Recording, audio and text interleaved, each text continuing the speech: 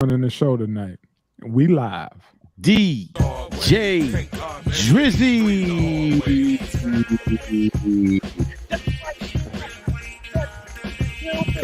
3 PMD, Death Pod Flavor Room Production, Tank Alvin, Eddie P, featuring the man in the myth who explains the man in the myths, J motherfucking Drizzy, also featuring Nine Cocaine, and you are now listening to the legendary sounds of Beatdown Brand. Oh, and like we always do about this time, anything that comes out of my mouth, the quartermaster's mouth, Drizzy's mouth, or Mr. Ray's mouth do not represent the views and opinions of one Mr. Eddie Spaghetti. He was on the charts back in '79, Mr. Eddie Pendergrass. For all those in the know, Mr. Eddie Aduma. And you know him and love him. 1:33 PMD's very own, Youngstown's very own, DJ LOH on the ones and twos very own high value man, Mr. Eddie motherfucking Coppola, the man who keeps our powder dry. Over again. Rest in peace. Hey, I swear it did it on the song right there. Shout out Oh Money. Shout out DJ LOH on the ones and twos. Shout out Drizzy for the playback.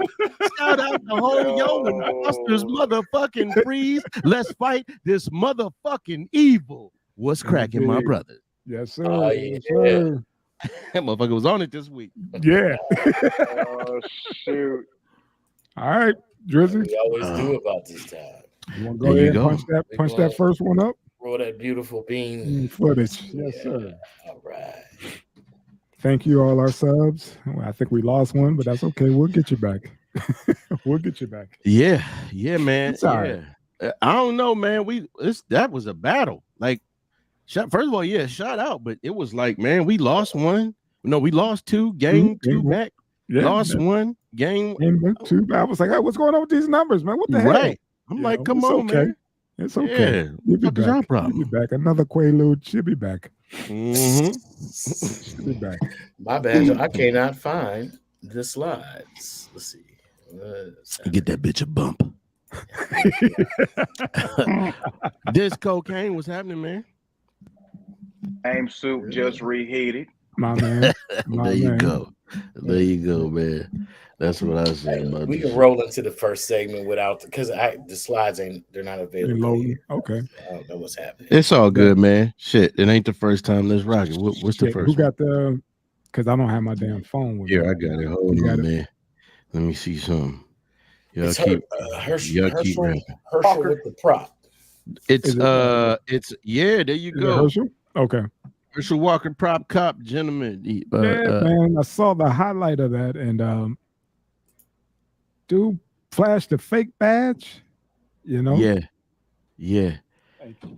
As you gentlemen know, he recently just had a debate with Raphael Warnock. And Yes. Warnock, Yes. my bad, excuse me, pastor down there. And in the midst of the debate, Warnock brought up his past where apparently he was supposed to have shootouts he was ready to have shootouts with the police, something to that effect. It was in Right. Dallas. I mean, Right. Well, anyway, this dude pulled out this little badge for what reason nobody knows, and I guess whoever was mediating the debate or whatever, they called him out like, yo, you're not allowed to use props. And it was said that the badge was an honorary police badge. He's an honorary cop, and as you know, honorary don't amount to shit. That's got about the same amount of value as a Chuck E. Cheese token. It's a day And pass. There you go. It's a day pass. What you brothers got? It was just embarrassing, man, because he was trying to, he was waiting for him to bring that up, so he could try to pounce and be like, I am with the police. Look here. It's like, dude, they sell that shit on Amazon. What is wrong with you, man? I just didn't understand. I knew it was going to be crazy. And then the crazy part is that everybody's saying that because the bar was set so low for him that he met the bar and Reverend Warnock kind of underperformed, because I don't think he wanted to go for the kill shot. I don't think he wanted to smack him around the way that he could. You know what I mean? As far as all the shit that's going on with, him and Herschel Walker, he's his own worst enemy. He really don't need no help. So what you're saying is he likes to play with his food first. Yeah. Well, and that's I've heard the same thing. I've heard that he made senator. Is he a senator? Yeah, he's senator. Yeah, he's senator. I watched a little bit of it. I mean, none of it. It was frankly embarrassing on both sides, and to see him do that was amazing. And you said he was embarrassing. I think Herschel Walker been embarrassing for a long time. I mean, every time that they put this cat a microphone in front of him, as if he's gonna put something intelligent out there, is insulting. It's like their way of saying, yeah, we got a black person here, so you can't call us racist. I mean, that's exactly what it is. But to hear him speak, but I think the amazing thing was, the bar was set low. He did make the senator look bad. Excuse me, especially when it came up about the pastor evicting people. Yeah. Now I mean, it looks bad, but I mean, motherfuckers got to pay their rent. Shit, like you don't get no fucking wear for free. I don't care that you a pastor. Church ain't free. So church ain't fucking free. You know what I mean? That's what it is. It's like who you gonna get mad at somebody evicting somebody or somebody paying for an abortion and denying it. And I think the fact is that's where the senator hurt himself. He lied about the shit, and everybody then pulled up the paperwork. It could have been just one of those. Listen. Excuse me. The bad thing, and then I'm gonna pass it off. The bad thing about it is, even though it may look like Warnock underperformed, there's no fucking way you're gonna lose Herschel Walker. Hey man, I get it. We say the same thing about Trump. That's what I'm saying. Don't even say it wouldn't even be this close. The numbers, hey man, with the degree of that margin, this is a very small margin between these two, and we talking like this, but it's that serious, man. Every vote's going to count with this one, man. Especially so let me ask you, it's a midterm. Don't nobody really show up for these, So let me ask you about this then, and this was a presidential debate I'm about to bring up. Who was the 999 cat? Oh, he died. What's it called? Godfather's Pizza or whatever his name is. Used to be the CEO. The LOH loved the dude because it's that 999 was so fucking catchy. That bullshit, whatever. Yeah. But I mean, Herman Cain. Okay. I brought him up specifically to say, hey man, he was up until he wasn't up. Until they said, man, happened? we don't want this motherfucker there no more. No, until what happened? Well, they brought out the white women. You know what I'm saying? They brought out to him cheating on his wife, and he was like, I got to leave the campaign because he got to go work on his marriage. Yeah, that kind of, you know what I'm saying? And the chick came out and was like, yeah, we did this, we did that. And he was like, well, yeah, you done sunk my battleship. Got to go home. Got to go make things right. That's what happened. I just wouldn't be shocked if they put somebody, if something else came out to knock him out the running, because both of them are awful candidates anyway. Some Republicans are saying, I don't care if he had paid for 8 abortions or whatever. We want power. We don't care.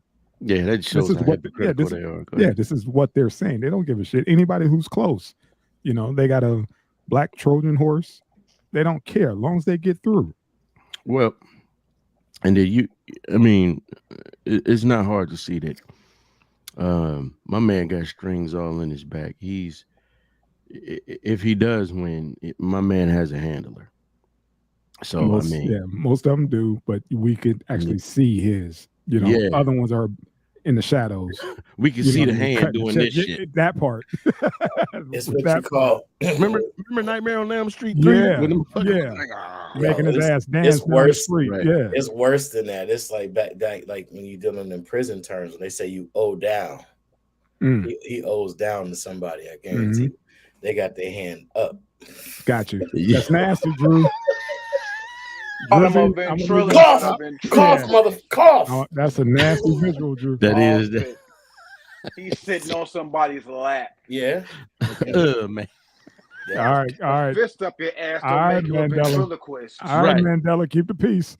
And his ventriloquist is dumb as fuck too. Because if you can't get this, I did, you know, I did the police thing. What the fuck are you talking about, man? Mr. Walker, how do you feel about abortion? I feel babies should not be aborted. Why you making him talk like the chairman in Harlem Nights? Babies shouldn't be voting. Hey. Right.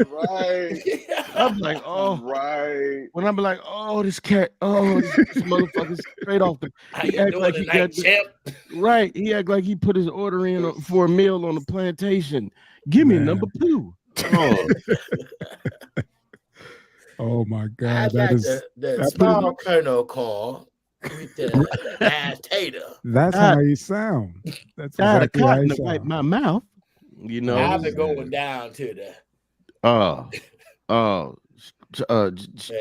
Straight Mississippi burning, man. That motherfucker sound bad, man. But I mean, politics is such a fucking joke now, man. Anyway, I mean, when we segue into part 2, you're gonna see exactly what we're talking about.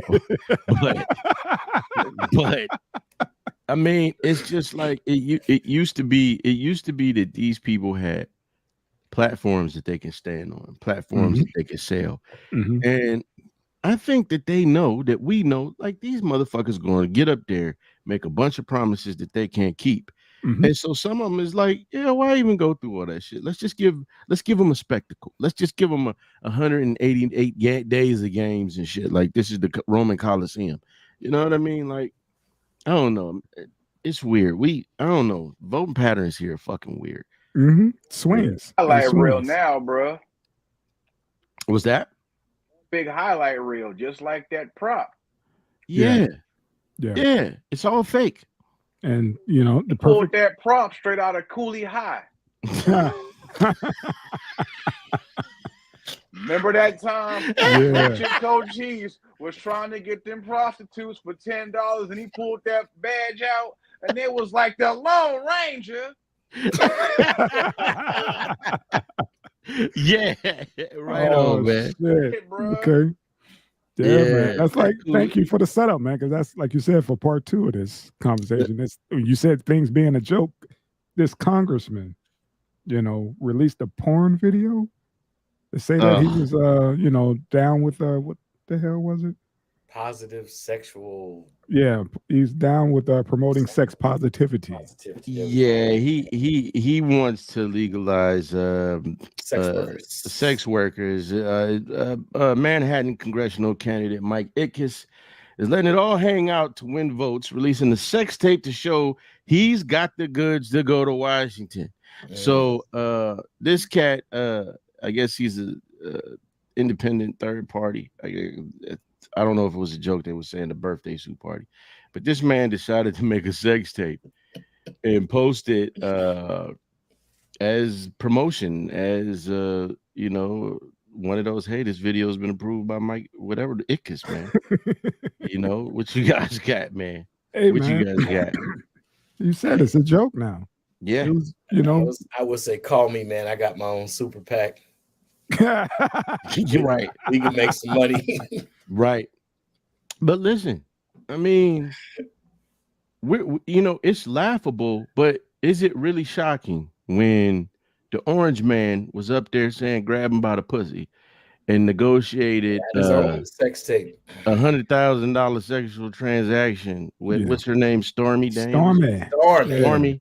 I mean, so is this shit shocking? Hey, these motherfuckers had no problem with him doing that. Not at all.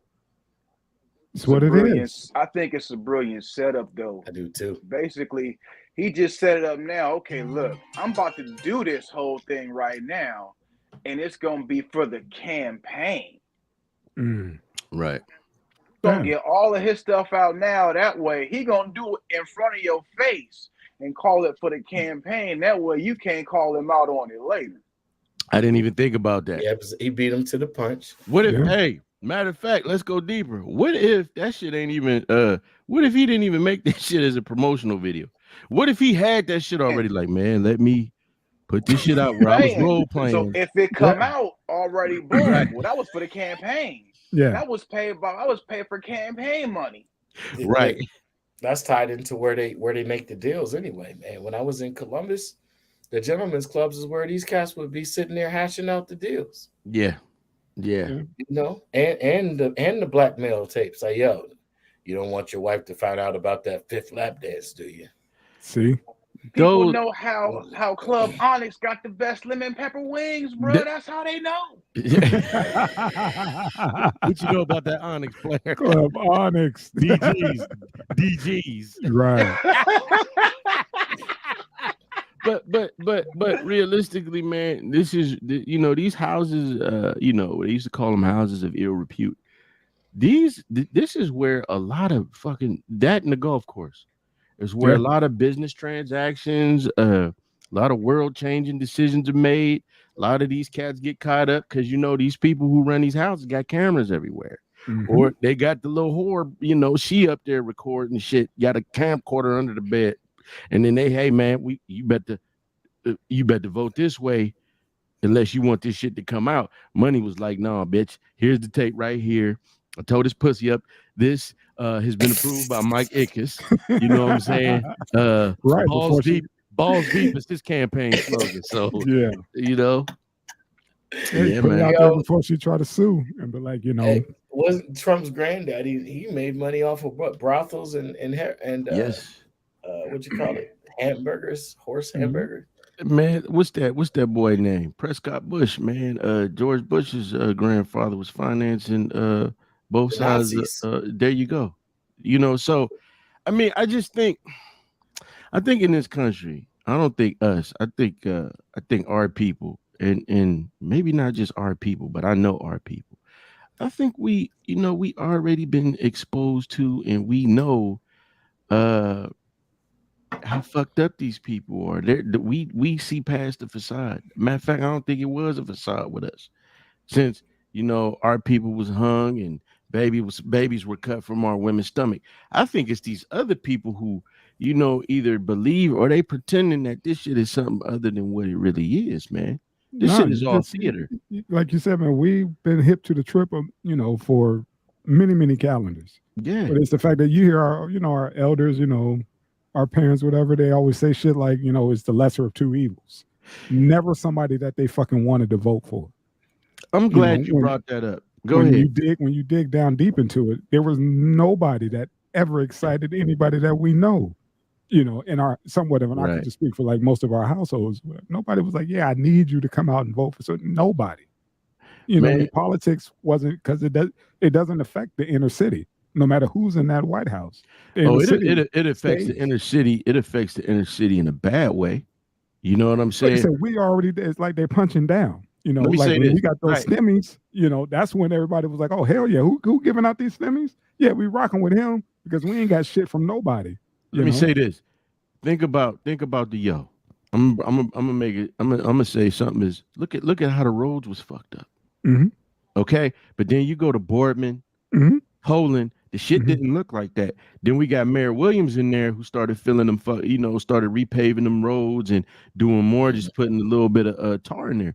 Yeah, in politics. Oh, let me say something, man. When I was in Texas is a very interesting place because you could be driving and you can see this fucked up area, mainly black Mexican people, and then you keep going and you hit an affluent area. And you're like, well, wait a minute. These two areas got the same fucking representation. If these people weren't paying their taxes, they would probably lose their homes and be in fucking jail. How is it that they shit look like shit, but they shit don't? It's where the money's going to. Like, think about it, man. We pay taxes and our people don't get the same protections under the laws. You know what I mean? Well, to that point, like you said, okay, What did Mayor Williams really do? Mayor Williams paid attention to quite a few factors. The first one is if you have streets that's supposed to cut through the middle of the heart of the city, they're like arteries in the body to the heart. If you cut off that flow, you have no commerce. There you go. You know what I'm saying? So you open up, the passageways, you open up the arteries. Now you have blood flow. You got people that can come in and out of the city more freely, rather than have to ride through pocketed areas to get to this place or that place. Mm-hmm. Then you look at, what was the other thing? You look at, sorry, y'all. Keep flowing. You got it, bro. Keep flowing, fam. You look at how the jobs are held in the inner city by people who live in the suburbs. So they're making their money in the city. They're paying some tax in the city, but in some instances, they're exempt from the city tax because of where they live. They're taking that money back there and they're spending it there. Yeah, just like the churches. And then all the shopping venues, the people in the hood that have to go out to work in the suburbs, when they get off work, they're too tired to drive anywhere. And in the hood, there's nothing open. There's nothing available. They're going to spend their money there too. There so you you're go. basically bleeding the city dry. And that's in every city I've ever been in. But then you got those jokers who were, as I still don't know how that, Orange Julius won Ohio after that whole Lordstown fiasco, because all of them was championed. Like, oh, man, he going to bring it back. He going to bring it back. We good. We going to be good. Lordstown ain't going nowhere. About that. So check it, because I was there. Yes, sir. That's why I segued to that. Go ahead. That's why I brought it up. Check it out. Get him. So, when all that went down, it was 2016, right? Yeah. Yes, sir. So, all right. You had a lot of people that was talking about voting for this dude. And I'm like, okay, whatever. I'm not even speaking on that because I'm not about to get into it with him. Right. So, and I had worked third shift at this time. And I'm hearing chatter, rumors like they about to cut this down. Matter of fact, I heard from a pretty reliable source that it was going to happen. You know what I'm saying? I heard it from one of the suppliers. Mm-hmm. Now, for a fact, they tell the supplier stuff before they tell us anything. Yep. So they told us, I heard this, and things happen the way they're supposed to. Like, I was working the Canfield Fair. I ain't been to the Canfield Fair in like 30-some years, but somebody was like, hey, if you work the fair this year, you ain't gonna have to work for 2 nights. Sold. So I went and I was working with these 2 ladies. All I had to do was show off a cruise, stand in front of it for like a couple hours. So they was like, yo, so-and-so, his wife worked at one of the distributing plants, and they had this really secretive meeting where they said, come January of 2017, they gonna go from 1,200 seats to 800 seats. Well, if you know, like I know, 400 vehicles is basically what a shift is. All right, bet. This coming from a supplier. So I kept my eyes and ears open and mouth closed. So I go back to work this was Labor Day weekend. So I go back to work maybe about a couple weeks after that. I'm like, hey, to one of the union reps, I'm like, hey, so I hear we might be going down to 2 shifts in January. Oh, no, that's bullshit, man. Y'all know where you're getting this information from. We're going to be fine. Everything's going to be fine. All right. Still, with my eyes and ears open with the knowledge I know. I'm not saying a word to nobody. So come election day, again, I work third shift. After Trump wins, I'm at home in the bed, right? I'm looking at my phone, and there's an alert from WKBN. GM Lordstown to cut third shift. You dirty sons of bitches. Right after, but they didn't even tell us this shit. The people that affected, we had to hear this shit from the fucking news. Yeah. That's why I brought up Lordstown. I knew that was near and dear to my family. A lot of folks, my aunt was there. She had to had to relocate. Yeah, she's in Indiana now. Transfer. That's how I got to Texas. And that was the deal. Yep. Under Obama, that was the deal. You bail them out, then they're going to make cuts and they're going to make transfers, and then they're going to try to basically weaken the union. And they did. And the state was supposed to switch to a right to work state from an at will state.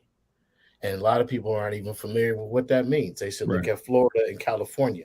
When you have a right to work, unions are not necessary in a sense because you have competitive wage versus scale wage, right? And you got to look at how those things affect an economy and your ability to earn, you know what I'm saying, and live a certain way where you are. All that changes up. And you know, the sad thing about that shit is, just like the steel mills, GM and Hewlett Packard, that used to be the lifeblood of the man. And I've always argued with people. It's amazing to me how these fucking people get these bailouts when these VPs, these executives make the fucked up decisions, and you can save more money by firing a handful of them versus firing 30-something thousand people that's only making 50 grand when these motherfuckers is getting $5 million checks. I mean, getting $5 million a year, something like that. You know, it is ridiculous. To your other point, Drizzy, which was a great fucking point. You said, you know, these people, they come work in the city. You know, when you think about look at teachers. These teachers come from places like fucking Poland. They come from Boardman. They come from Canfield. They go there. They can't fucking stand the kids that they're teaching, and you can feel it when they talk to you. Police and fire too. Yep. Police and fire. You know, oh man, you so right. Street department. Let me tell you something. Water and waste department. Let me tell you something. When I went to fire school back in 2007, I think the only motherfuckers that was from the was the black motherfuckers, and it wasn't many of us. Because what happened was they had this. It was 14 seats in the class. 240 fire class. It was 14 seats. I got hip to it when I was in Buds. What's the Mayor Brown, Mayor Tito Brown? He was there. He helped me out. That's why I always support that brother. I love that brother because it was him and somebody else. They had he wasn't mayor at the time, but they had did this whole thing where they set aside 7 seats because it was a lot of nepotism happening and shit. Oh yeah.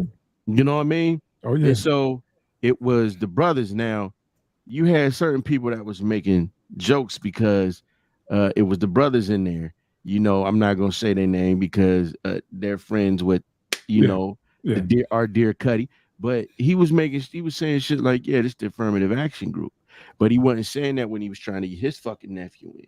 Or when the chief, when the fire chief, his brother is a fucking lieutenant. You know what I'm saying? And the shit that they was doing, like we had a brother on you know, that was he was a firefighter at the time, got in some trouble.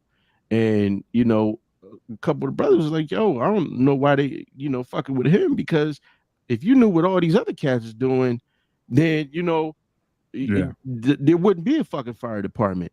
But I say all that to say, man, that's what they do, man. They come and fucking leech on the inner city, and then they go home, and we wonder why the shit looks the way it does. You know, it's easy to say, hey, it's those people that live there that's fucking doing it. Nah, man, it's people going in there working and pulling the resources out. The motherfuckers that own them corner stores don't live in the You know what I'm saying? We talked about KMP the other week. Do you think they live in on the fucking east side, north side, south side, or west side? Not even close. You know what I mean? So it's just, you know, it's all political, man. All of this shit. You know, again, like we were saying, man, it's all fucking theater. Bunch of promises that never get fucking kept, you know. And you made the point about you know, the lesser of the two evils, man. You know, I'm one of these people that said, fuck it. I'm not doing that. You know, because, you know, why should I have to pick between snake venom and scorpion venom? Both of that shit is dangerous. It's just what one is going to kill me in 12 hours. The other one going to get me in 8. You know, it's a bad place that our people have been in, where we got to pick the motherfucker that's going to kick our ass the least. Mm-hmm. Right. Somebody with the one that's going to use Vaseline. Right. The one that's not pretty much what it is. The one that's going to wear an UGG boot versus a steel toe Timberland boot and put it in your ass. It's crazy, man. So yeah. When Dick Gregory said that shit, that's really what took me. He said, you know, lesser of two evils, you're still voting for evil. Yep. Come on, man. That's it. You know, you want the one that hurts the kids, or you want the one that's going to rape your grandmother? Come on with it. And you got to leave your kid with one of them. There you go. It's not really a choice. You know what I'm saying? Right. It's all a joke, man. That is, they're talking about like the whole left wing and right wing. It's on the same bird. Same bird. Same bird. Same bird. You know, and let me. That's another thing. I wanted to. Maybe we could do a separate show about this because again, man, I get getting your money, man, but it's a lot of fucking black motherfuckers on the internet. You know, people talk to Candace Owens and the Officer Tatum's, and you know what I mean. But it's a lot of black motherfuckers that owe the left, and on the right, the right. Now, like, what's that? Anthony Brown Logan. Sometimes he has some good stuff, but I'm like, y'all speaking like either one of these sides really have a fucking place for you. Like, well, the Democrats mad disrespectful. They talking about if black men don't vote, they either not get no pussy or no man ass, no mussy. You know what I'm saying? With that fucked up video, sausage fire Santana or whatever his name is. Man, let that long go, ass man. Trina. Yeah, let that go, man. You're let right. I'm just saying, man. It's. I don't get some of our people, man. It's just like, yeah, the right and the left, and going out their way to point out every little ill thing about black folks, while you explaining away the shit some of these other these other groups are doing. You know, come on, man. Yeah. I understand where a lot of them are stuck on both sides, except for the left. I mean, the left is connected to the Klan. The left is connected to the Dixiecrats. You know, the right was started at least by folks that look and think like we still think. Mm-hmm. It has turned into something else, I can admit. But I can definitely understand the ones that shout down the left that look like us and face the scrutiny of being called the complete opposite of what they really are. Right. Because their views sound foreign, you know. And then you got the left saying, well, you know, we're progressive, but you started out moderate. So now both sides of the aisle are shouting each other down instead of finding a way to work together. So there's a war going on. Outside, no man is safe from. No man is safe from. Literally. Right on. Because right we're the peons in the ponds. As long as we take a side, that's just my viewpoint. You know, I mean, I can't say what any other man or woman should or shouldn't do. It's funny you said that because I was just looking at a video and I'll end it here. In the comments, somebody was reminding a reader that in The Wire, it was Brody Brodus that said the pawns are the ones that get capped first. So yeah, man. Yes, sir. Yes, sir. Let's get it. What you call it, man? This next one. That Georgia gangbanger, 31, pulls off the biggest heist ever from inside a prison as he steals 11 mil from a billionaire and buys a $4.4 million home mansion, you know, in Atlanta using a smuggled in cell phone. Any viewers out there want to take a money bet on how quick he gets a Fed job? Come on, man. Word up. And we laughing, but dude, you are absolutely right. You're right. You ain't talking about no snitch position either. Right. You want him on your team. You want him on your team. He is my hats off to Mr. Finesse. Man, come on. How? I mean, he could be a gangbanger criminal, but this motherfucker got some smarts. Man, let me say something, man. It's exactly what you. Matter of fact, I can't say it any better. You got it. Shit. I mean, come on, man. Like, I think at this point to call him a gangbanger and all that shit disrespectful. Is disrespectful. I mean, these motherfuckers on Wall Street rob us every day. Every day. With their freedom. Right. Half the motherfuckers on the Earn Your Leisure joint. Right. Scammers. When you pocket watching with JT, always busting the motherfuckers out for giving bad financial advice. You know what I'm saying? Material mismanagement and all that shit. So, you know, hey man, well, you already in fucking and the worst they get is Shame on yeah. you. Come on, We're gonna have to transfer you to this company that no one knows we also own under another name and give you a lower position with your severance. Right. With the bail, I'm about to say, don't forget the bailout. Right. Don't forget the bailout. Oh, I'm sorry, the golden parachute. I'm sorry. Right. Take this nice gold watch too, fucker. You know what I'm saying? Yeah, man. So it's fucking genius, man. He knows not only how to finesse, but also how to move motherfuckers around. Because he had to have people go, do this, do that. He put people in position, man. When you can do that, just imagine what he was doing out on them streets. Right. If he doing this behind bars with just a cell phone, you know what? I mean, this shit hit my radar, and I was just like, man, just thinking how deep this shit is and how genius this man is, and Drizzy hit it. And Drizzy was like, in the machine. Yeah, we need him on our side. Yeah. Like, dude, we don't need another one of you out there. We need you with us on the inside. Please help us, because we could do this with motherfuckers overseas. You see what I'm saying? Hacking Vladimir Putin's account. Seriously, right? Y'all bring up good points, man. Yeah, especially when you just pointed that out. Like, hey, man, give him early parole. So, Mr. Nigger, listen. We need to get this inflation down. We need you to take this Obama phone and hack into the financial institutions of all of the first world countries. And we'll cut 3 days off your time. Yeah, man, you're right. I'm just thinking about what did he already get away with that cats don't even know that he didn't already did. Probably will. Right. If he could do this from jail, what was he doing out that might have been a distraction from some even iller shit. But Brajan, think about it though, man. Like you said, he in prison. He ain't got shit better to do. And I've heard it more than one said. I think even the urban shaman may have said it. Fucking prison ain't nothing but career college for criminals, man. You got motherfuckers that do all kind of crimes in their life. Hey, so this is how you do it, brother. Oh, that's what I did wrong. Okay. Yep. Well, look, this is how you do this. Like, hey, man, I'm not shocked. Hey, fuck it. We get robbed every day. I'm just shocked by the amount. That's not small change. He done changed some lives from prison. These were not thousandaires, not millionaires. These were billionaires that he robbed. He hacked into a billion. I mean, God dang. I mean, he's calling, making, telling people go pick up this money, go sign for this, go get this ID, go do. Make this offer. The house is worth what? $4 million. Only offer $726,000. Why that amount? Like, come on, man.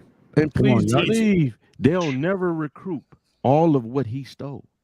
That part. They'll never fucking recoup it. When my man get out, if he ever get the fuck out, homie better take that bread. Just do the full time. Don't do parole. Take the bread. Go start over in another country, the Dominican Republic. Somewhere. Get some bad bitches over there for $3 a month. Yeah. You too can have a bad bitch. Hey. Hola, do your time, because I'm sure. Do your time, my brother. I'm sure the guards and everybody else in there is like trying to bend his ear. Like, dude, help me. Man, what? They are. Like help me, because that just gave him clout.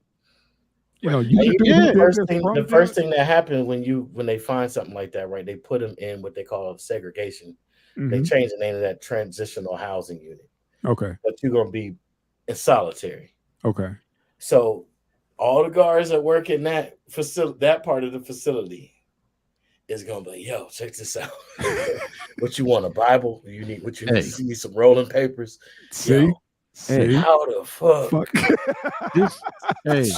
That's a calling card, man. He's Mr. Untouchable in any prison he lands in. This dude nobody's gonna fuck with him. This dude is the Negro Andy Dufresne. Facts. Period. Point blank. Facts. That's it. He's a combination of Andy Dufresne and what's the dude? Catch Me If You Can. What was his name? Oh shit! Abigail. Frank Abigail. And who would have known that this Negro with an Obama phone would have been able to rob so many billionaires? Again, man, a billionaire. You stole 11 from a billionaire. Come on, bro. Like, dude, you got all this money and you ain't got nobody watching it? Like, you don't know when you made that kind of, that kind of withdrawal from your account? He opened up an account That took part. money from the one. Yep. Put it, man. Come on, man. But you know what though? It's not shocking. Half of these rich motherfuckers don't even know that it's an accountant pension. Because you're taking crumbs that these motherfuckers. If you got $5 billion, you ain't gonna miss a motherfucker taking 20 grand. No. Especially if you got investments, you got them doing things. You know these motherfuckers is funneling monies into them little fake accounts, man. That's what happened with Steve Harvey. I'm about to say, have y'all ever heard what happened to Steve Harvey when he explained? Gaffled. Yeah. No, I didn't hear that. What happened with him? Go ahead, Drew. They took the money out the account.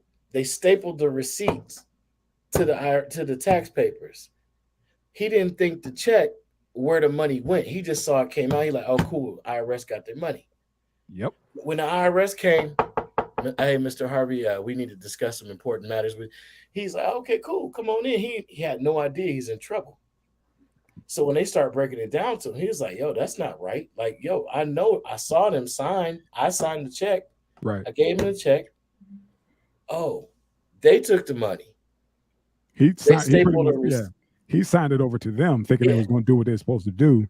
And all they did was go and put that shit in their coffers. IRS was like, dude, that money never hit us. And what was it? How much was it? 20? Yeah. Yeah, like 20 mil. That's crazy. Yeah. And I think his accountant ended up fucking dying. Yeah. And it's some other shit. You know, I was like, oh my God, you got to be mindful. Yeah.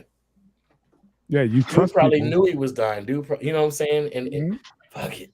I don't want to do him like this, but he'll bounce back. He'll be all right. Yeah. Yep. Yeah. $20 million. Especially when it's our people. They be robbing the shit out of them. And when the IRS come, that means this dude. Ain't no, what you call it? They want that 20 mil. Like, dude, you've been eating good. Yeah, you made the money. Now you got to pay for it. Right. Yeah. And I mean, and then some, not just our people, but some people in general, they have the wrong attitude about it. It's like, you think these people sit back and just try to figure out how to come, you know what I'm saying? Come at you like, okay, nah, they've been waiting for you to contact them or something. Thank you. Your authorized representative, your lawyer, somebody. And they like, we've been waiting to hear from you. Like, what's up with that? Yeah. And you like, yeah, what you coming at me for because it's been 11 months. Right. Mm-hmm. Are we getting it off the next return? Well, I mean, what are we doing? One of the best interviews I've seen was the one 50 Cent when he was on Oprah. And she had asked him a question like, you ever fear of ever going broke? He's like, never. She was like, why is that? It's like, I got there's two sets of books with my money. My accountant has one. I have one. We meet every week. And there's going to be a problem if my numbers don't match his numbers.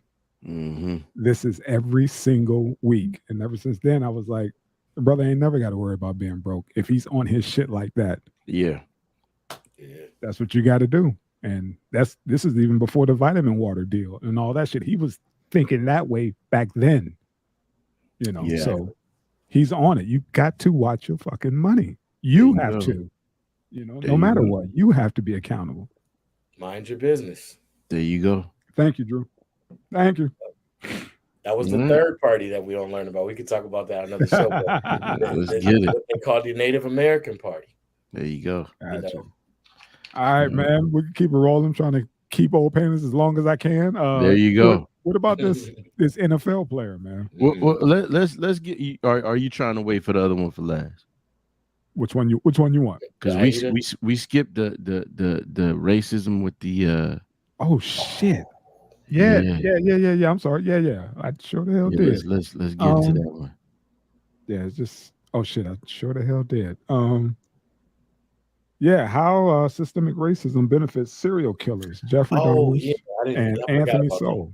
Yeah. I don't know. Let's get into all our fans out there who've seen that Jeffrey Dahmer Netflix series, and how the cops with their bias, homophobia, all the phobias, all that shit, the isms, everything, which just played in the part of him being able to prolong his career as a serial killer. They always turn a blind eye to the hood. People been yelling like, hey man, there's something, he's doing something over in his damn apartment, man. It stinks. Y'all don't smell that? Nothing. Man, let me say something, man. All right. That shit was hard to watch. Like, I didn't even finish it. I got past the young Asian gentleman child. Okay. Who he listen, man. The show it's a show, it's a brilliant show. I get the people being re-traumatized, the families, but at the same time, this is something that needs to be seen. I actually started looking into it, man, and the young boy, he didn't just leave out of there, man. Like they said, he was bleeding from his rear. Because I watched the interview with Nicole. I think her name is Childers. She's the niece of Glenda Cleveland, the woman who was actually kept calling him and calling on his ass. Baby doll Lisa, what y'all think about the fact that one group is trying to give seniors on Social Security and the other is trying to get rid of it completely? Okay, baby, we'll circle back on that. That's my bad. I added that because I just seen she jumped on. That's sis. Okay. Oh, it's all peace good. to big sis. Yeah, there you go, Corey. Say what's up, Corey. Shout out for tuning in, man. Thank you. Like, share, subscribe, hit the bell. So I was listening to that, and Netflix left out certain shit. One of the things they left out was Homegirl said that because I think they tore the building down. First of all, the Glenda Cleveland didn't even she wasn't his next door neighbor. She lived in the adjacent building. There was another woman that lived next to him saying he was kind, this, that, and the other. And she went, I don't know if the show got into the meat sandwiches, where he was supposedly giving out sandwiches in the neighborhood. And she said, I ate one of them sandwiches. And come to find out that he was over there eating black folks. I'm pretty sure I've eaten part of somebody's body. But going back to the Asian kid, the young lady said, we grabbed him, and we were trying to help him. Here comes Dahmer walking down the street, and he grabs him, putting his arm behind his back, trying to take him in there. She said, finally, the police come. She said they were pleasant, but and he was pleasant when he was talking to them. But when it was us, he said, oh, they just some more lying black bitches. This is what Dahmer said when they was like, hey, man, this is a child. Because she said, I got my auntie who turned out to be Glenda Cleveland. And Dahmer was like, yeah, this is just a lying black bitch. You know what I'm saying?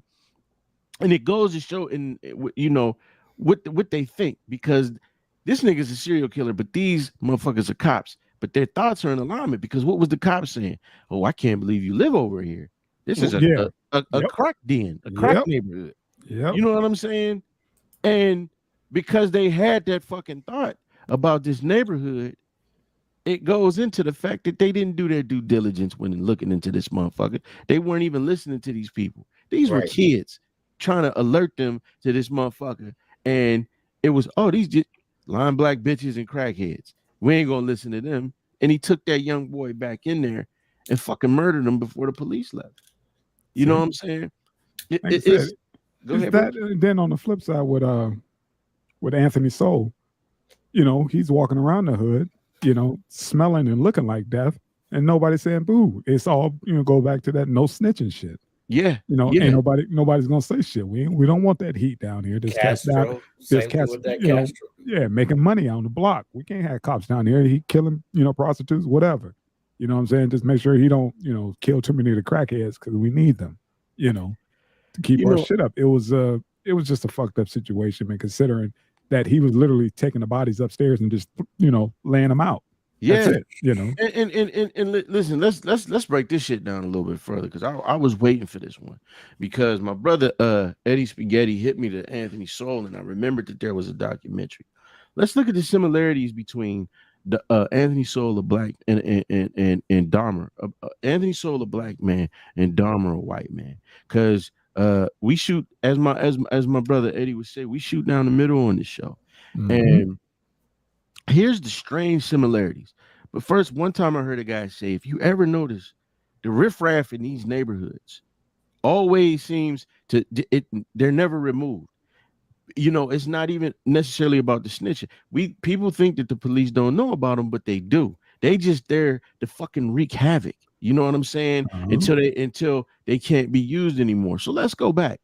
Dahmer, I think he had already committed murder years ago but it wasn't even, nobody knew about it. But the motherfucker had went to jail. I think he did like a year and some change for sexually assaulting Somsack. I can't say the dude's name, but he was the brother of the Asian dude that actually escaped.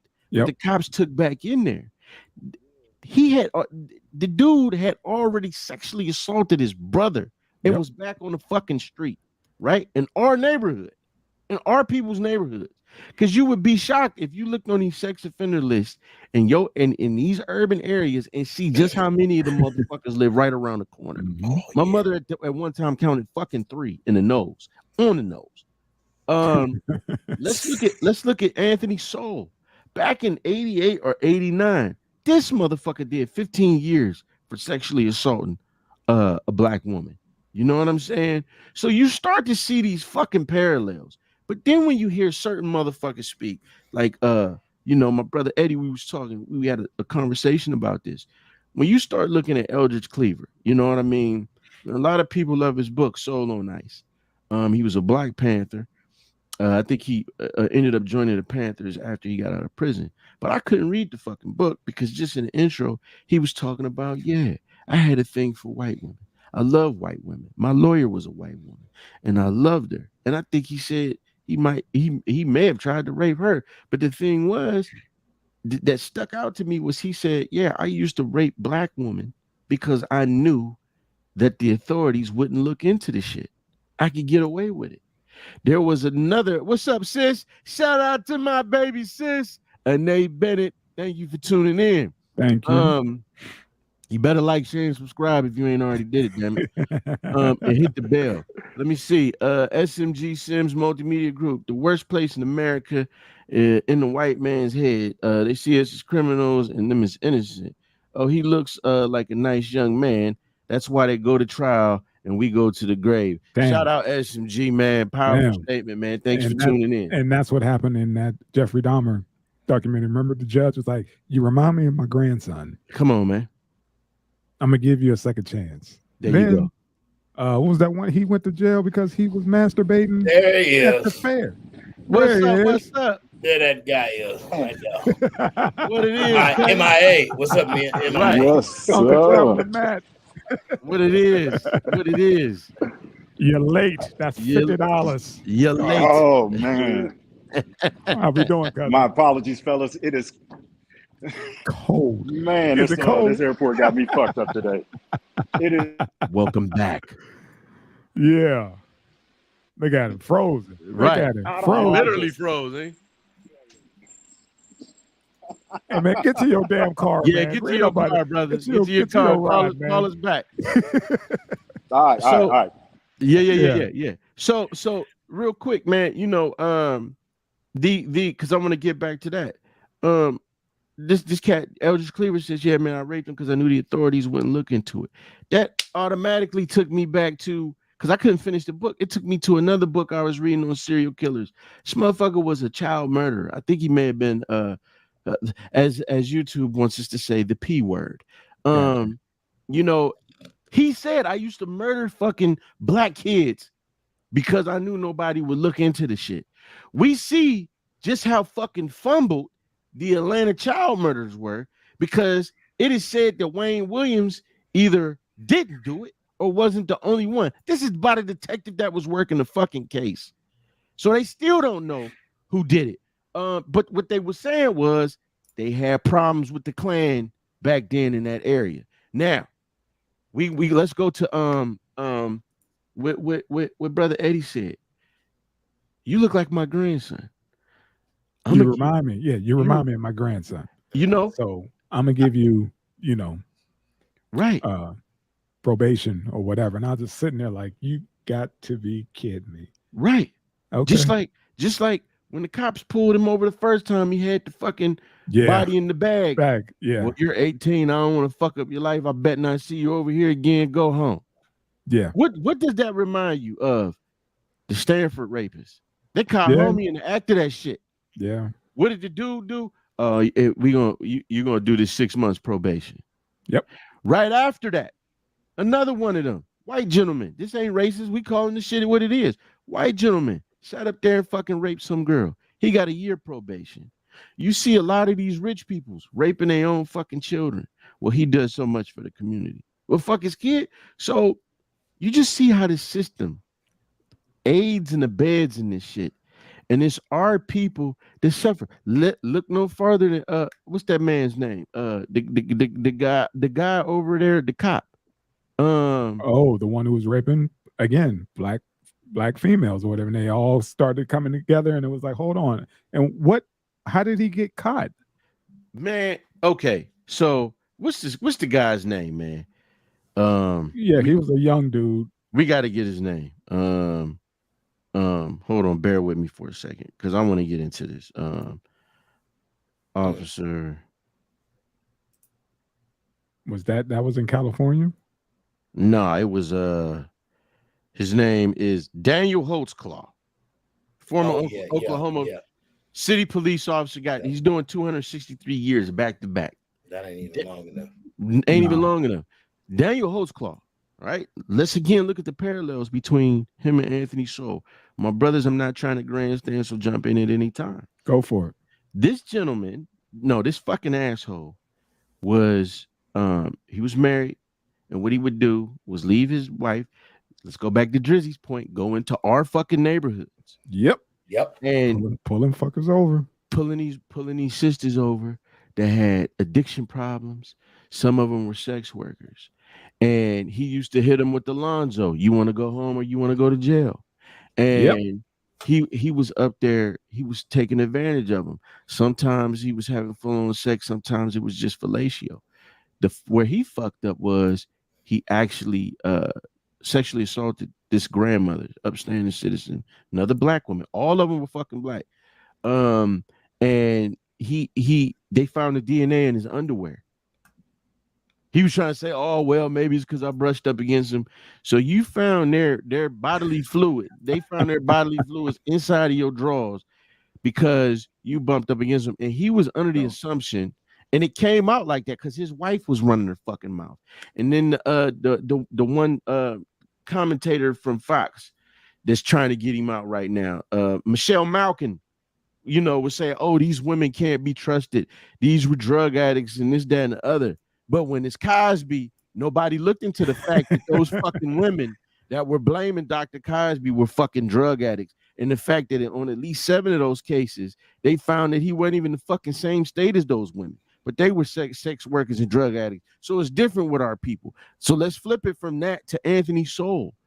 The women he were taking advantage of were drug addicts, prostitutes, who didn't have any money. And it was sad listening to their stories because, people used to give it to me. Then, I would be able to pay for it.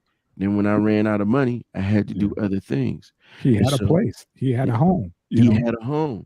I didn't want to be out on the street. And, he said, I got drugs, I got liquor, I got whatever you need. Just come to my house and we take it from there. Come on. And that was his hook. And that was the last time a lot of ladies went inside that house and never came out. And let me break this shit down about just how much nobody fucking cared. There was a Middle Eastern store owner, Arab guy. In this documentary, I think it was his store.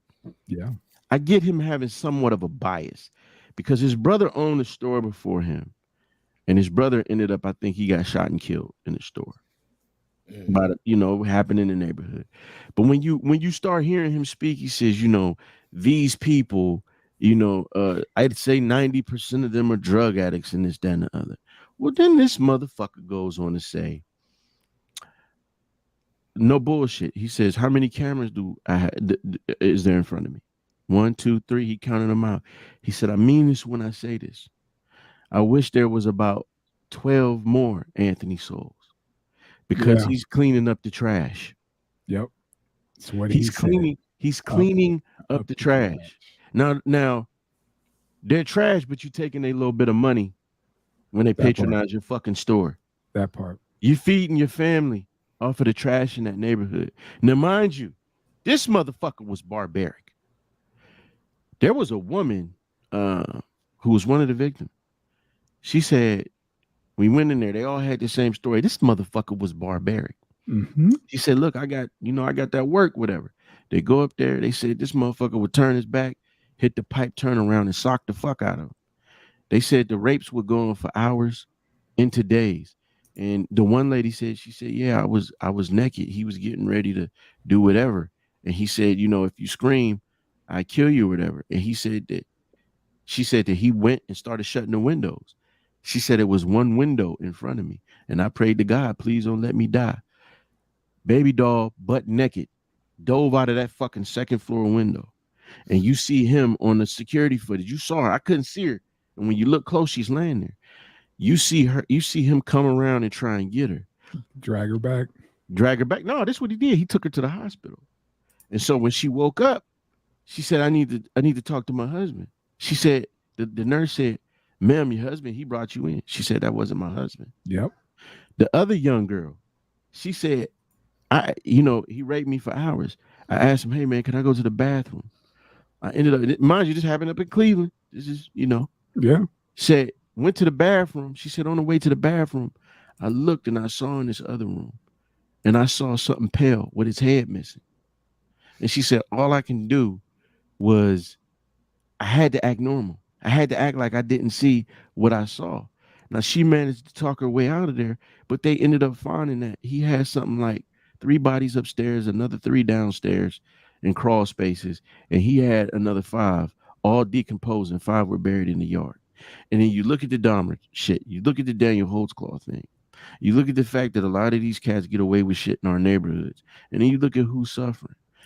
I think out of 16 victims, maybe 2 or 3 of them in Dahmer's case weren't black. One was Asian.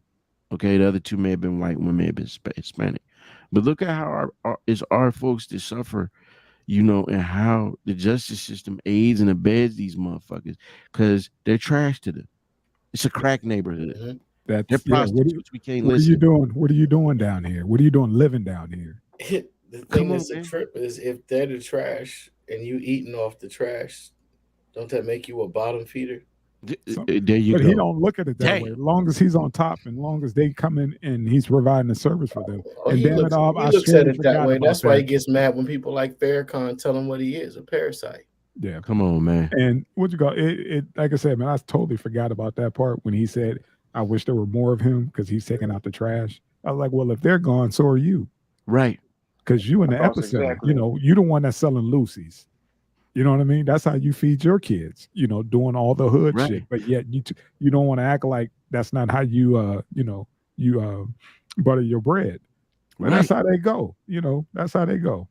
And we all knew the motherfuckers. We all had the corner store that we used to go to. Yeah. And some of them was cool. But then some of them would look at us with disdain. But the one constant was, you walk into them places, everything that they sell is fucking garbage. Mm-hmm. It's bullshit, not meant for human consumption. Mm-hmm. They got all the cheap liquor, Wild Irish Rose, Mad Dog. You want blunts and all this shit. They got 3 extra and 4 extra large teas and sweater caps to make you look like you ain't shit. Try to find a broccoli crown. Try to find a strawberry. Try to find that up in there. And if you did find the motherfucker, it would be half molded. You know what I'm saying? Mm-hmm. And it goes back to what we said earlier about politics and Drizzy saying how some of our people can't leave that neighborhood. That's all they got. How these people come in and leech off of us. And so it's not just the people that's working and leech off of us. You got these tyrants that come in there. That Dahmer shit, man, when you look into, because I was a kid when this shit happened.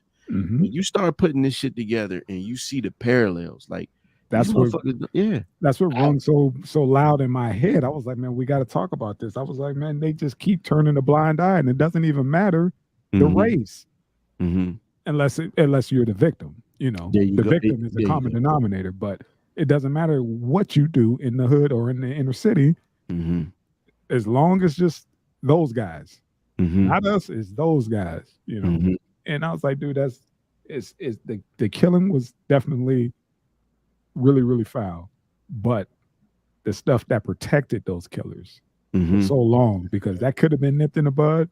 It would have, if it was, a blonde hair, blue-eyed, there you go. It would have been a little bit different, but with, Shamika and them, Shamika who? There you go. And look, to your point, what was the cat that had the girls living in the backyard and nobody knew it, and he was fathering kids by the one, I think it was two. Castro. Nah, who brought him was up going to earlier. get the Hulu? Yeah, he did it. Okay. That's a dude. No, he did it that's too. Cleveland. That's another Cleveland dude, right? Yeah, That was another Cleveland dude, the Puerto Rican boy. Yeah, I'm talking about the older white dude, because the girls, the girls that Castro took, they was Puerto Rican girls, and they were even treated. Oh my God, this horrible thing. And then the brother go in there, and everybody starts shitting on the brother who saved him. But I'm talking about the other white dude. He had the girl in the backyard. He had built this whole shit. She was in there for like 15 something years, 20 years she had been missing, and he fathered 2 children by her. Wife knew the whole shit. When they found her, it was like, oh my God, she's a survivor and all this shit. When it's those sisters, one was like, okay, thanks, sis. My baby sister saying, you talking about Julian Castro, right? Yeah. One of the young girls, you go. One of the young girls was right. It's a different reaction, because when the one girl, it fucked me up on Unseen. When the girl said, I remember coming down, I was bleeding, I was half naked, and nobody would help me. In the Anthony Sowell situation, I was fucking bleeding, I was naked, and people laughed at me. Nobody would help me. In the Dahmer shit, it was 3 black women. Hey man, this is a fucking baby. They took him back in there. Mm-hmm. But when it's these white, oh my God, they survivors, and we found them, and all of these black girls go missing, and nobody fucking bats an eyelash. You know, one time I wanted to start a little website called Black Girl Lost, just so people from different places that's missing their kids, and it wasn't just gonna be for black girls. I was saying we could do this for anyone, but they can talk. Hey man, let's trade information. Let's see if we can help each other out on this site. You know, but the problem was, what if you got people in there faking shit and fucking with them? So I didn't know how to do it. It wasn't even about a monetary thing. But then you look, when one of these white girls go missing, it's a fucking nationwide manhunt. You know, so it was just sad. It's just sad, man. It's fucking sad. It's called Amber Alert, not a Leah Alert. Hey, I met a lot of Ambers that nobody was checking for either. I met a lot of Ambers. When I was working in teen behavioral units, right? There's so many child sex trafficking rings in the state of Ohio, and they've been busting, 5 at a time, 3 at a time for years. And when I worked in that particular situation, I would warn the girls, because it was always the girls that wanted to escape. The boys would, more so lounge back, play the video games. I'm gonna get through my counseling. My grandmama coming down, my daddy coming. We're gonna talk it out. But a lot of the young ladies, man, I'm gonna kick the door open. I'm gonna run, Mr. Drews, and da-da-da-da. I'm like, listen, you don't want to do that here. They're like, what you mean? I know which way the freeway is. We're right by it. I said, yep, but you don't know who's gonna try to pick you up. You don't know who's gonna snatch you off that freeway berm of the road and take you to the house and chain you or lock you in a bird cage that they used in the Middle Ages, like they find with some of the people I ended up working with in the adult institution. That shit was a trip to go from that to that, and to see just, not even reach the Dahmer level yet, but with rape, you know what I'm saying? And the one dude, he had a black woman and her daughter caged in a bird cage, hanging from the ceiling of his basement, and was reading the Bible to him every day before he would justify raping him. Yeah. And I looked at this dude and I'm like, I can't really get into your case. We're not supposed to discuss it. But I'm like, dude, you sitting up here trying to argue with another inmate about the Bible after I found out what you did? See? I said, I'm confused, bro. Why you even have that Bible still? Well, discipline. I said, oh, that's your discipline? Somebody you didn't even father? And even if you fathered them, why would you be disciplining them that way? That's not discipline. Right. Sick people, man. Yes, sir. Sick people. And like you said, it was a wonder. When I was shocked when I found out that his victims were black. Because I'm like, it makes sense. Locked you up. Yeah, it makes sense. Yeah, it makes sense. It nobody cares because hell, our folks don't care. We won't say nothing. And old Painless brought that up about that old Cameron interview, and he even talked about a serial killer could be living right next door, and I won't say shit. Bill said, "What if it was a serial killer?" He said, "Nope. I would handle it myself if it was one of my people." All of them end up on national news. How many of us end up on national news for matters other than something suspect?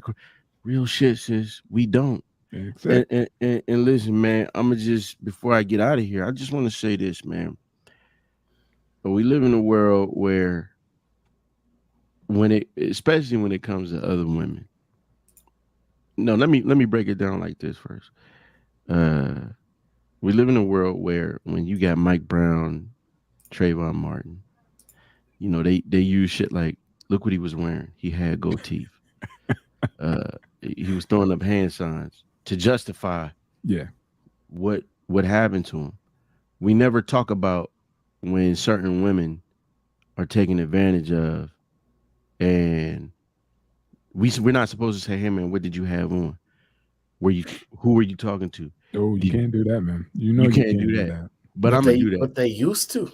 Yeah, I'm gonna do that because if it's any young girls listening or anybody who has a young girl, you need to tell them and you need to teach them, if you're not already doing it. Hey man, watch what you do. Think about what you do. Think about who you're talking to.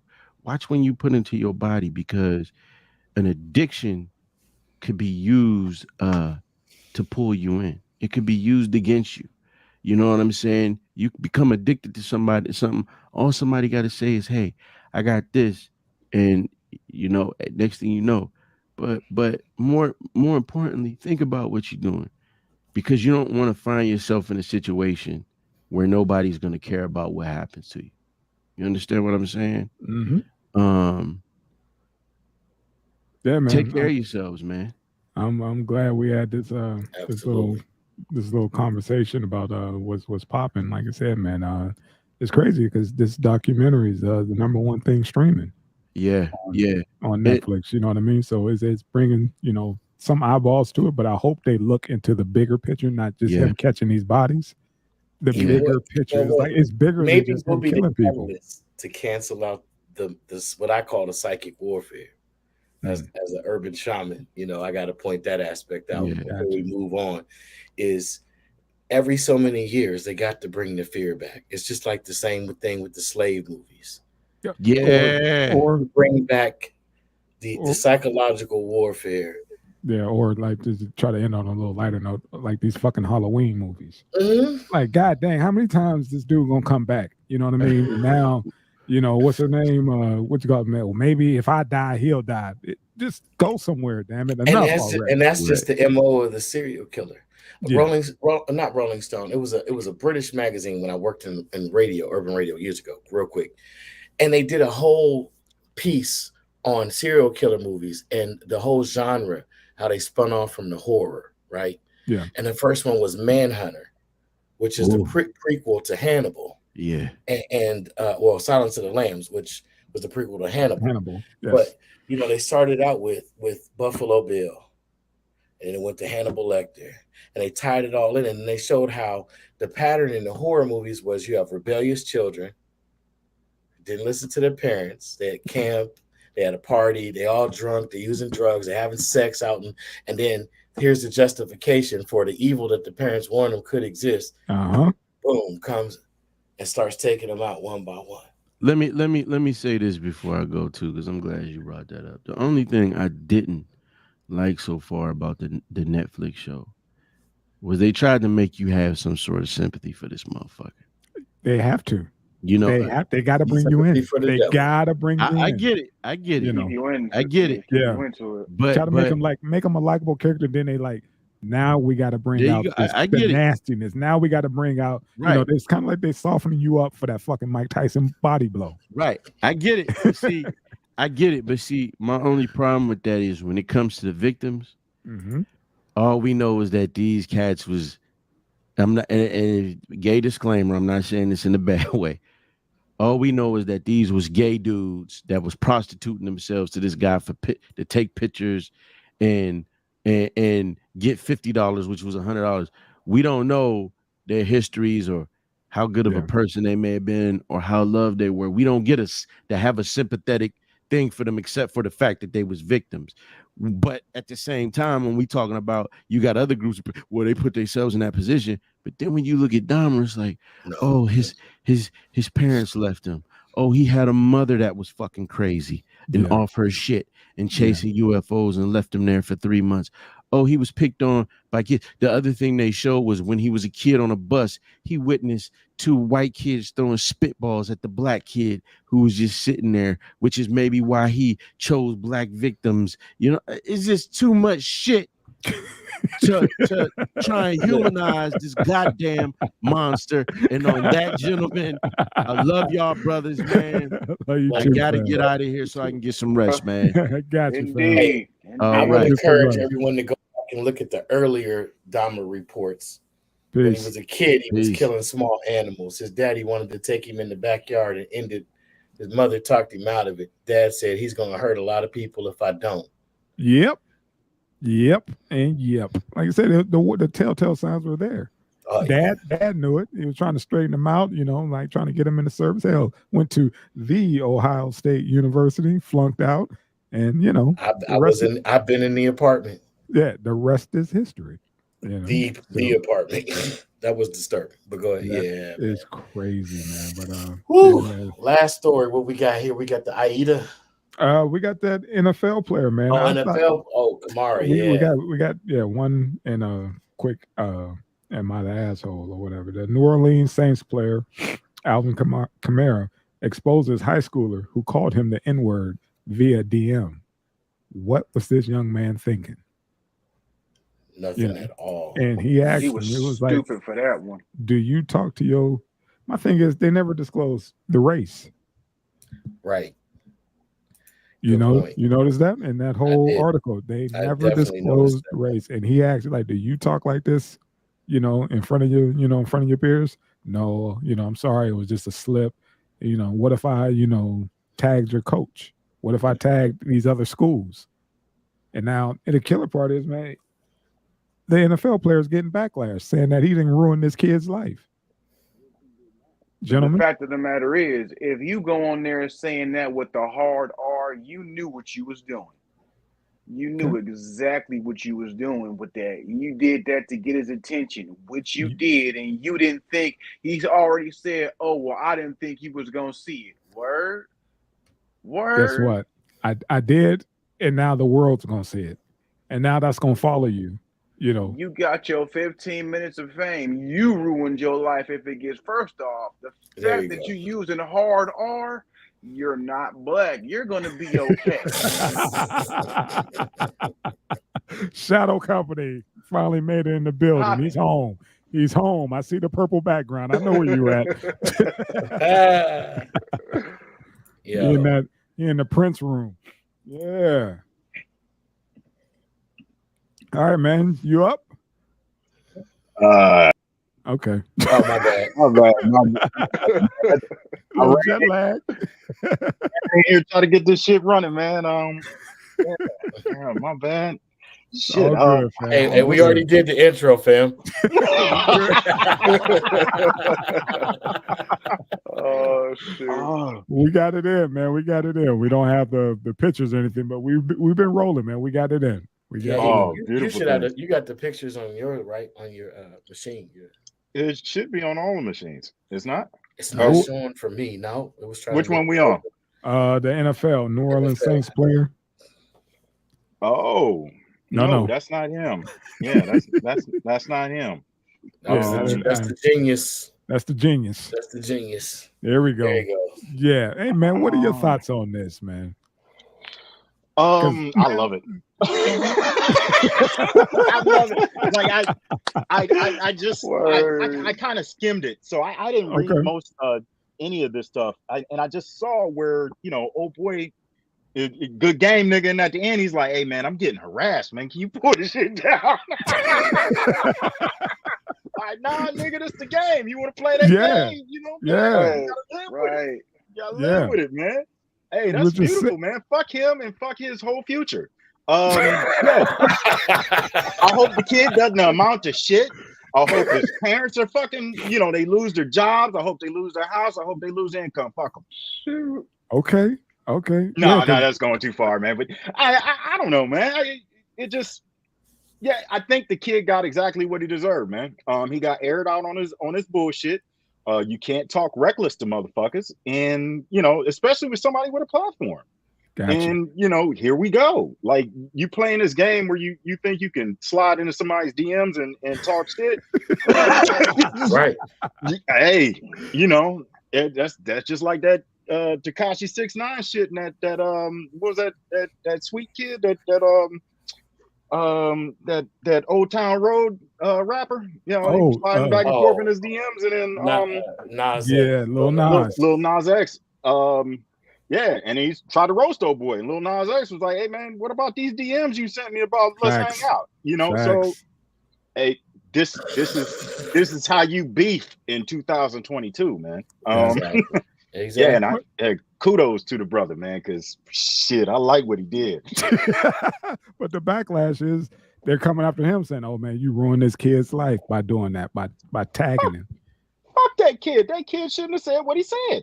That's what it is, man. A lot of people lose their lives behind this shit in these streets. Absolutely. Definitely. And then for somebody to just get online and just, hear some shit for a week. Fuck him. Yeah, congratulations. Okay. Hard R. Yeah, congratulations, hard bro. Hard R. Hey, like Steve Mooney used to say, he got his nigga moment. Everybody's got their nigga moment, and this is yours. Okay. Live with it. Facts. Fuck that kid. He ruined whatever it does get ruined. If it's anything ruined, he ruined it himself. Yeah. Hashtag fuck them kids. All right, man. You could have backspaced and deleted before you hit send. I mean, you could have changed your mind. Nah, man. I mean, we're living in an age where you can talk reckless like this all day long. I mean, cats do it on Call of Duty. They do it on every walk of life when you spend your whole life online. Like, you don't have these interactions like we had in high school where, hey, nigga, I'ma see you. Right. Yeah. Right. Hey, you better shut up before he hears you type of shit. That part. I bet you the ones giving them backlash is the ones that use it in the huddle and on the field. Yeah. And almost slip up in the interview. And I almost understand it. Not to give them the backlash part, but the vantage point. Like, y'all use it. And we keep forgetting that the people. That's what kills me when I hear that whole thing. Well, why can't we say the N-word? I'm like, you can say it. Yeah. But come on down to MLK and say that. Yeah. You know what I mean? Come on down to the project. That's what I want you to say it. I want you to feel free in every single space that you feel you need to say that word. Have at it. That's all. But like you said, there's consequences. And speaking of consequences, I don't think you were, in your travels, we talked about, earlier about that whole Kanye shit real quick. George Floyd's the mother of his child is suing him for $250. I hope she gets $550. Fuck Kanye. But he can afford it. Talking about this goes back to saying shit out of pocket. That's all. Yeah. Words matter. He gonna have that T-shirt on next week. Yeah. Words matter. I'm sorry. Yeah, that's gonna be the next T-shirt. Yeah, man. Kanye is on some other shit. I don't know if Kanye is on some other shit, man. When Kanye start doing shit now, I just don't pay attention anymore. It's sort of like Ed, you live in. I mean, Yeah. you in Vegas. Like when you drive down the street and you see a grown ass man with a beard like mine and a goddamn dress, like you don't pay attention to it. You don't pay attention to crazy anymore. Like, and you don't engage with it. So, just drink champs shouldn't have had that nigga on the show, and people should stop listening to him. They were trying to ride the wave because he's hot right now, with all the backlash, and then they caught some, and now they could at least cut that segment. They couldn't. They dropped the whole thing, and also on LeBron's in them show, he has a podcast too. They cut to his episode as well. Wow. You start fucking with the money, that's what's gonna happen. So, I mean, you got the sponsors calling like, did you have that guy on your show saying anti-Semitic and anti-George Floyd shit on your show? Yeah, we're gonna have to reconsider this sponsorship. And that's when motherfuckers did the big 360, and was like, hey, hold up, time out. Full disclosure, he doesn't represent us. He was just a guest. He came on, we'll pull it. And that's what everybody's doing. Anything he touched in the last week or so, everybody's dropping that shit like, hell, no, pull it. So words matter. Be mindful, people. Yeah. There is one Sir Compton that got a shirt that say "Just ignore Kanye." I seen it. I got an email about that joint. For real. Yeah, it's gonna start selling pretty soon, son. Because everybody was all, he's provocative. White lives matter. You start talking about the Jews, they're like, oh, hey. Just imagine what the fuck's going on right now in this world. And this might sound a little crazy, and it probably is, but Jewish people, for the most part, own every bit of media in the world. I mean, fuck, they wrote the Bible, they control every single bit of media, and everything we see is a fucking lie. But as soon as you start telling the truth about Jewish people, that's when you get in trouble. You can't say black people are Jewish. Pardon me for saying so. I didn't hear the anti-Semitic in any of the interview. And that's the thing. It's like anytime you say anything that just goes against the owners, the owners. Yeah, the narrative of the owners. Yeah. You know. And this is why. Where did he buy that land at, Drizzy? Where's his land at? Wyoming. This is when you go there and catch up to yourself. Nothing but space, fresh air. Like Corey said, get on your four-wheelers and just go. Catch up to yourself, start doing some dope ass beats, and just chill the fuck out, man. Design some shoes that I could fucking wear, and you'd be good, man. I mean, wearing no, I don't want to wear no croissants on my feet, man. Shit. Joints hurt. I had them on earlier today. I'm hurt my big toe like a motherfucker, man. Shit. I lie to you not. Yo bad. Exactly. It was on Who Can Pass Up a Sale. He got no proceeds from it. Hey, I respect it. I know you. I've known you a long time. Yeah. He's the connoisseur. He's the biggest connoisseur of the culture, man. All right, Tank. We got the last one, man. The Am I the Asshole, man? Oh, can you pull that up? We get this going. Yes, sir. Yeah, I thought you'd get a kick out of that. Mental health matters. Okay. All right, man, I love it. Got the Griswolds, man. I love it. Yeah, my asshole. Internet backs dad who left ungrateful family in squalor on vacation. So, my man, kudos, paid for a whole vacation for his wife and her family, and took them out, and these motherfuckers just complain from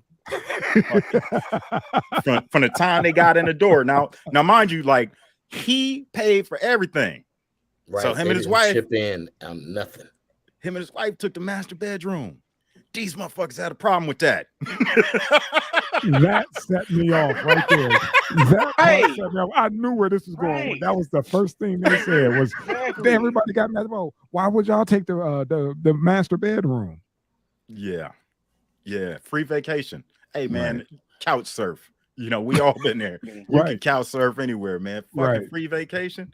This motherfucker got so mad at how much his wife's family was complaining. He bounced. He went and got a hotel room by himself. And then they talk shit about that. Man, fuck his family. He need to divorce his wife. That part. She don't That come from part. good stock. That part. Just going in separate ways, cut your losses or whatever. I mean, he paid for the food, the trip tickets, all that shit, and they still bitching. Yep. Why you gonna take the good room? You know, why I gotta, you know, why do we have to wait in line? You know, why Our didn't you get the meals. why didn't we get the express whatever so we could get to the front of the line? Why we gotta pay for our own Burger King? All the Capri Suns ain't got no fucking straws. This ice ain't cold enough. Yeah. Fuck that family. Yeah. Yes. Sick cable. Fuck out of here. And the thing is, I like how they try to set this up. Somebody he left them in squalor. No, they on fucking vacation. There wasn't no damn squalor. They on fucking vacation. Hey, Right. man, at any point in time, his family could have pulled out their money and went anywhere and stayed anywhere. You know, so like they didn't incur any bills on this vacation. So, Right. They didn't even chip in. If you want to upgrade your vacation, man, pull out some cash. Right. Yeah.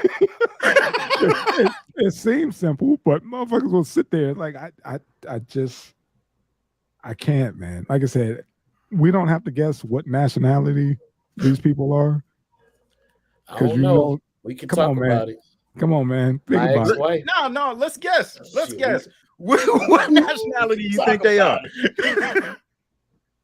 I'm gonna go with the stock photo.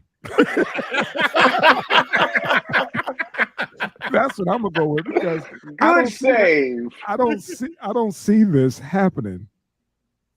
Let's say in an urban setting, in an urban family vacation. I don't see that happening. Motherfuckers being that ungrateful. That's you true. know, 'Cause you know who getting the best room. that falls under the some shit you just don't do. Thank you. For us. Thank you. Even without no home training. Like, Thank you. You know better. Don't you Somebody say will shit. nudge you. Like, let me holler at you, player. let me explain to you what's really happening. Right. Right. Really gonna fix their lips to say anything This is about a a free good dude. vacation. He Goes to has the done back, a like, wonderful hey. thing for you and me. Like, fool, If this you is ruin a this free shit for me. trip. If you don't shut the whole entire Whole entire fucking fuck out myself. Yeah. There you go. That's why I'm gonna go with the stock photo. I don't see nobody in that stock photo saying, "Hey man, shut your whole mouth up, all of it. Don't you say shit." Yeah, Hey, keep talking that shit. Them teeth gonna take a vacation from your mouth, nigga. see, Yeah. that's why. You're gonna go missing on vacation. Yeah, and think about it. If it was somebody from our community, you really think they would be the ones leaving, going to get a room? Nah, you you get know the the entire dude who fuck put- out. Thank you. That part. That's what's gonna happen. That's he gonna have that whole thing to himself. Like, you know what? Yeah, figure You're it gonna out. make me spend some Right. more money to be comfortable about the shit I booked. That part. You But got see- me fucked up. Like I'd get a room because I bug out so much when I get around people. Like I just get fucking weird. Like if I can be around 6 motherfuckers, man, and everything's cool, and then boom, it's like there's Gotta too go. many niggas around me. You know, like I gotta go. You know, like there's something wrong. There's too many folks. Yeah. I can't do this. And there's nothing that changes in the vibe of the room or the people I'm with. Nothing. It's just like something just clicks in me, and I'm like, I can't fuck with y'all tonight. You know, Yeah. I've always been But I'm see, weird that's like different. That's you being mature enough to know your limitations and adapt to change, and you know, handling your own shit. That no one who would be mad at you for that. Like it just triggered you. But for them to be complaining, That from off rip. you know The what I'm one- saying? The one that says, This I pillow paid for ain't this. soft I enough. paid for this shit, and you The ungrateful towels is motherfuckers gonna purple. Who has complain. purple towel? I mean, just go. Yo, Yeah. bro.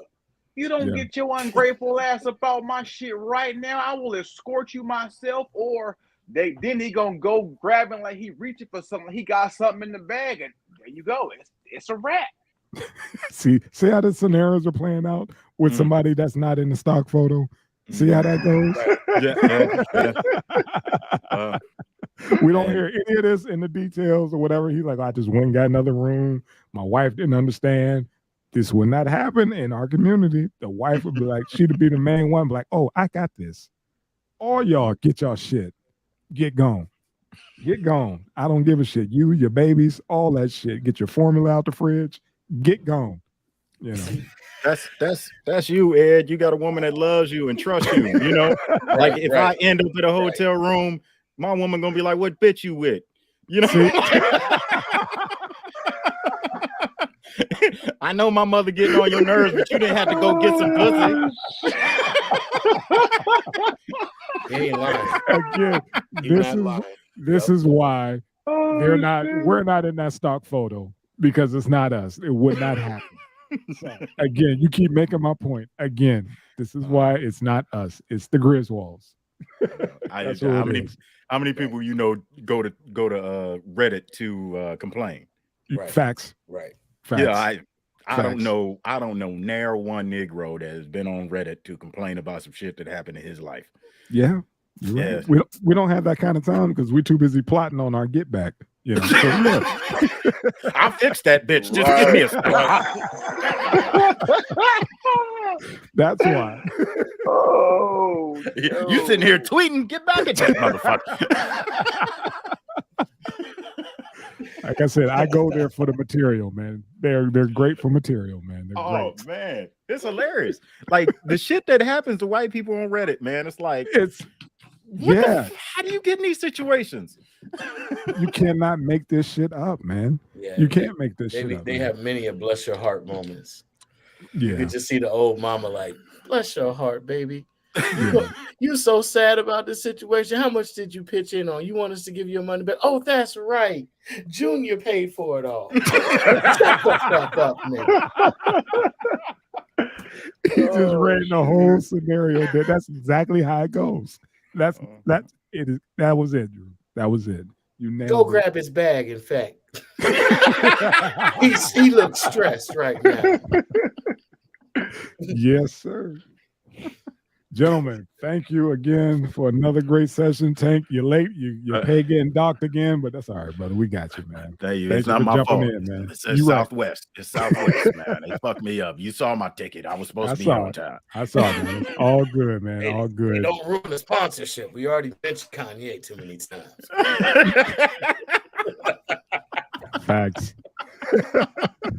For sure. Kanye can always come on the show and talk whatever shit he wants to. I don't want them. Don't bring me none of them fucking shoes, though. I don't want none of them shoes. Yeah, I need my man to go to his camp and just get right with himself. That's all. And invite us and take us to the hot springs and let us ride the 4-wheelers and all that good stuff. I just want him to get right. That's all. Kanye West is suffering from mental illness. Okay, stop putting the microphone in front of his face.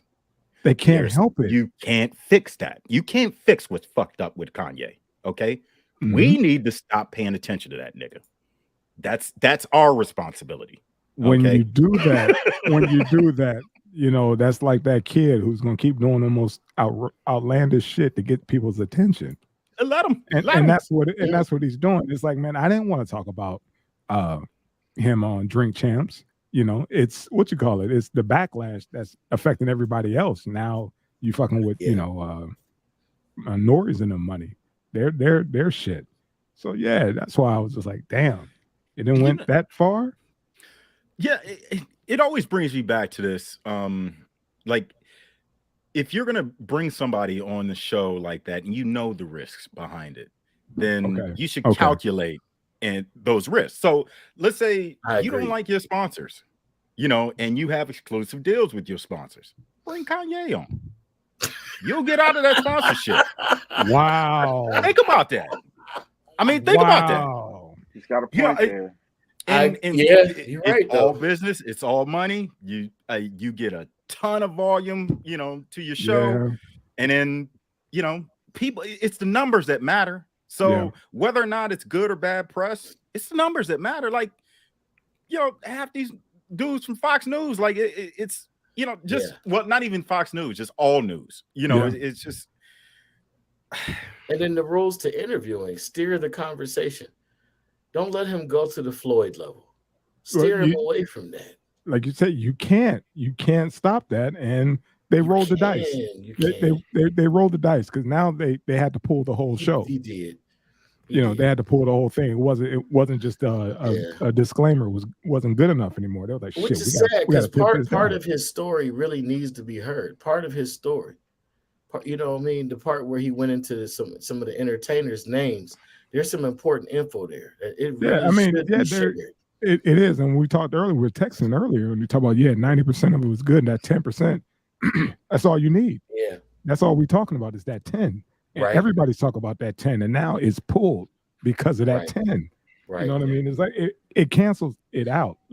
All the good you do or whatever, that 10% cancel all that good shit you were talking about or trying to get your point across. It's like don't step on your message, and that's all he's been doing. True. That's all. It's like, dude, people will hear you out, but as soon as you start talking that shit, they tune you out. Yeah. You're done. You're canceled. They're like, man, we don't even want your money in our banks. Have you ever heard some shit like that? I mean, no, I haven't. Just saying. Come on, man. When's the last time they said, we don't want your money? Come get your money. These fucking banks took gold with the teeth still attached to them. Like that part. From the Holocaust. Imagine that. Like there are fucking bankers that took fucking teeth because there were gold in them. These man, damn. See? And they called him up and said, "Come get your shit." Yeah, come get your shit. Come get your shit. We're not holding it. We're not holding it. To me, that's all. Just like, man, I don't want to talk about him, but it's the backlash and how hard it's coming that it's like unseen and unheard of before. Like you've never heard a bank say, "Hey, excuse me, sir, could you come get your billions and just go somewhere else? I don't give a fuck where you go. Go to Money Tree. I don't give a shit what you do. Just go somewhere. Get the fuck out of here. Go to Money Tree. Do something. Get some money orders. I don't know what you do with your fucking cash advance, my brother. You ain't got cash advance will take your money. We just don't want it. Kanye need to go get some money orders. Cashier's checks. I'm just saying, man. If the banks are calling you, saying we don't want to touch you, the bank. No. The people, like you said, who take teeth. Yeah, man. Yeah, that's you done fucked up. You fucked up when the banks don't want to take him. Drew, that's what I'm saying, man. He had a good message, but then that whole thing about the banks calling it overshadows everything he's talking about. Because that's what really counts. He thought he could speak freely like Trump on that matter. That's what happens when they let you get too close. You forget what you look like instead of what room you used to be in. That part. Hey, man, there might be something else brewing behind this too, because we're seeing a rash of cancellations of high-profile people. Thank you. And there are plenty of platforms out there that are picking these people up, and there are no censorship rules or any of that. We might be seeing a change of the guards when it comes to social media, and it could be like Donald Trump ushering in whatever bullshit platform he's got now that spews his bullshit.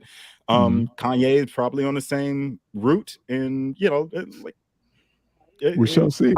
He's supposed to be acquiring a joint. I forgot. It's called Parlor or something like that, where it's supposed to be all uncensored. There you go. Yeah. Wow. Yeah. Parlor. Imagine them two joining forces. Yeah. Parlor's where all the Klan and the neo-Nazis and all them shits are.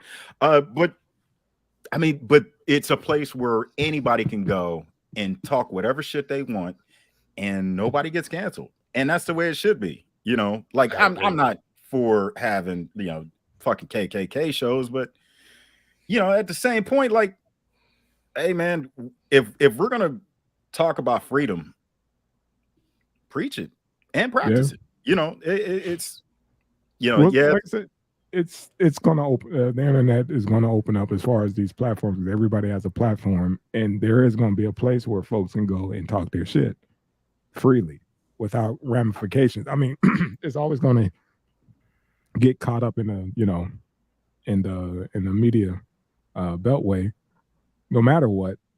But when I don't know about the consequences. If you got a safe place to go and speak your piece, and it'll be up there in its entirety, it's gonna be something else. Like I said earlier, though, too, Ice-T made an album called "Freedom of Speech." Just be careful of what you say. Got you. Yeah. Like Tank said, eventually you talk shit about a certain person, they will see you. Eventually. So. Words matter. It's coming soon. Yes. Coming soon. Yes. Yes, ma'am. Yes, for sure. Oh shit, gentlemen. What you sipping on, Ed? My grandson Malbec. Oh yeah.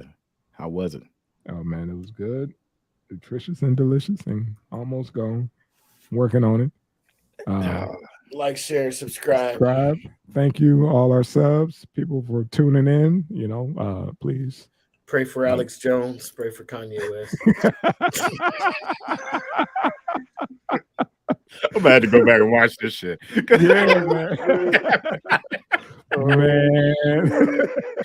Pray for Herschel Walker. Yeah, pray for Herschel Walker. Oh my God, man.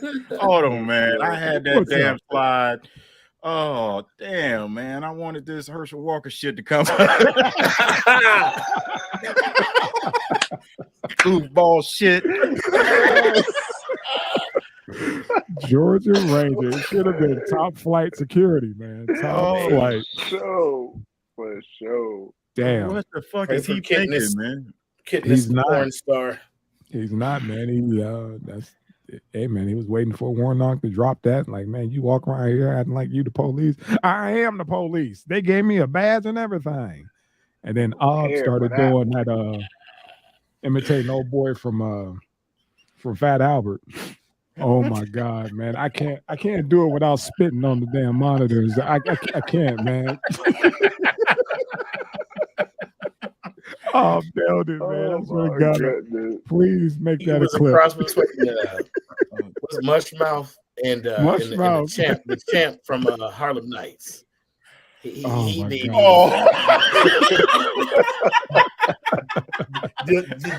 Don't take this ass whooping personal. Oh my God. I'm out, gentlemen. For sure, man. Peace, man. Peace. Outro. Yeah, let's find the music.